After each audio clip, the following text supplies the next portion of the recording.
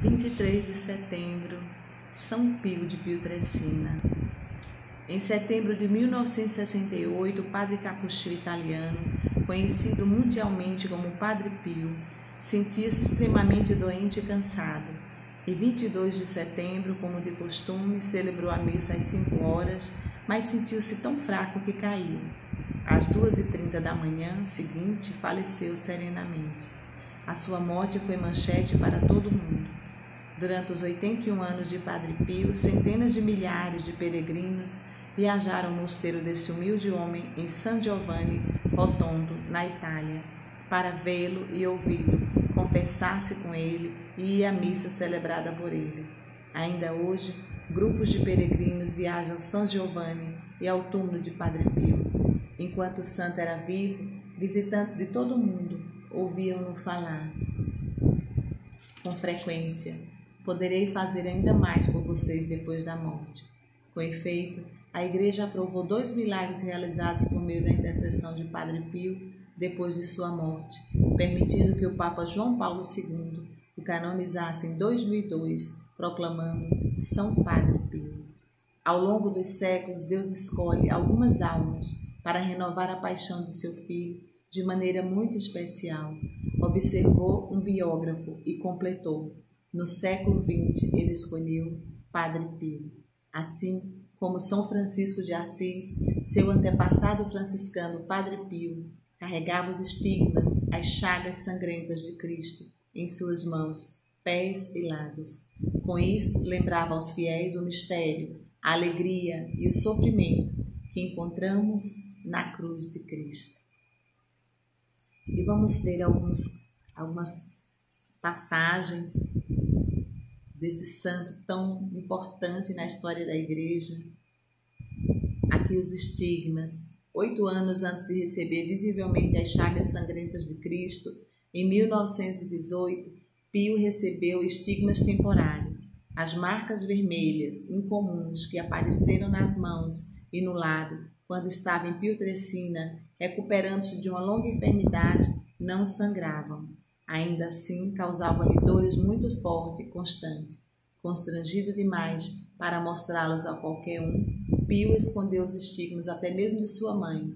Por fim, em 7 de setembro de 1910, após carregar consigo aquelas marcas possivelmente por alguns meses, Pio as mostrou a Padre Salvatore Panulo, o sacerdote de Pietrelcina. Padre Panulo mandou-lhe a um médico que não conseguiu descobrir a causa natural para as dores de Pio. Alguns dias depois, Padre Pio visitou Padre Panulo novamente e disse-lhe que, embora quisesse sofrer todas as dores físicas daquelas marcas em reparação pelos pecados da humanidade, não queria que ninguém as visse. Pio desejava sentir toda a dor física em segredo e, ao fazê-lo, cumprir as palavras de São Paulo: completo na minha carne o que falta aos sofrimentos de Cristo, pelo seu corpo, que é a Igreja. Colossenses 1:24. Durante sua segunda visita a Padre Panulo, Pio pediu ao padre que rezasse com ele, para que Jesus lhe removesse os sinais físicos dos estigmas, deixando contudo a sua dor intensa. De início, os sinais visíveis desapareceram, retornando e desaparecendo novamente mais tarde. Em 29 de novembro de 1910, Padre Pio escreveu ao seu superior, o Padre Benedetto Nardella, pedindo-lhe permissão para se oferecer a Jesus como uma vítima para a salvação dos pecadores e pelas almas santas do purgatório. Pio sabia que Jesus o aceitaria. Em sua resposta a Padre Pio, Padre Benedetto assentiu de bom grado ao seu pedido. Os estigmas temporários devem ter sido o sinal de que Jesus havia de fato aceitado a oferta que Pio fizera de si mesmo como uma vítima pelos pecadores. Depois do retorno de Pio a San Giovanni, o Senhor pareceu novamente aceitá-lo como uma vítima, ao conceder-lhe na igreja de convento em 20 de setembro de 1918 os estigmas permanentes, visíveis e continuamente ensanguentados nas mãos, pés e lado. Após receber essas chagas de Cristo, a fama e a reputação da santidade de Pio espalharam-se rapidamente por toda a Itália, por todo o mundo. O número de peregrinos rumo a San Giovanni aumentou muito e aos poucos transformou aquele vilarejo pequeno, desconhecido na cidade moderna e movimentada que é hoje, conhecida em todo o mundo. A maior parte das pessoas que vivem em San Giovanni concorda que o nome e a santidade de Padre Pio foram a causa de tamanha transformação. E hoje nós queremos louvar a Deus por ele, por esse filho dileto de Jesus, por esse homem que é um filho amado, que é um homem que deu a sua vida pelo reino e também um homem que nunca deixou que uma pessoa saísse sem confessar-se. Há uma frase de São Pio que eu gosto muito, né?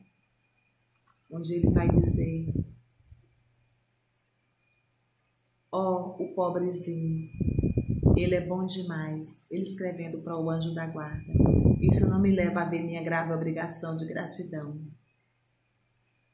Padre Pio também aconselhava muito de seus filhos espirituais a confiarem tarefas a seus próprios anjos, a mandarem os seus anjos a Jesus e a sua mãe, e esta ou aquela pessoa, com seu modo marcante de falar. Encorajava almas a mandarem os seus anjos da guarda voarem para que suas asas não se enferrujassem. São Pio de Pietrelcina, roga a Deus por cada um de nós. Shalom.